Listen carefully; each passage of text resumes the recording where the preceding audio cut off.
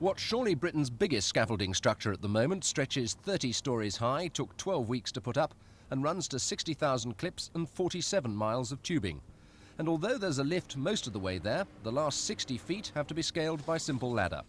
On top, stunning views of the Woolwich Barrier and the Thames, plus a 5-man demolition crew who'll spend the next 10 weeks dismantling the concrete and steel structure literally lump by lump. Easy as pie, say the contractors.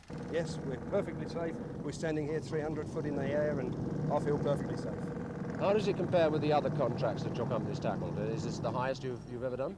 No, it isn't. No, we have tackled these type of structures 320 feet high. Only 20 feet more, but 320 feet high. And what about you? I mean, I know you're in a managerial position. Don't you feel a little nervous about being this high up?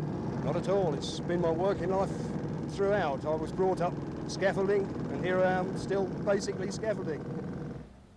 Because of an electricity switching station and factory immediately below, explosives were ruled out.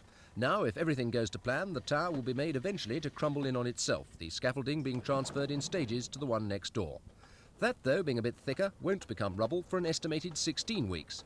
Still, say the experts, that's nothing compared to the months and months it took to put the things up back in the early 1950s. Stephen Chambers at West Ham Power Station for Thames News.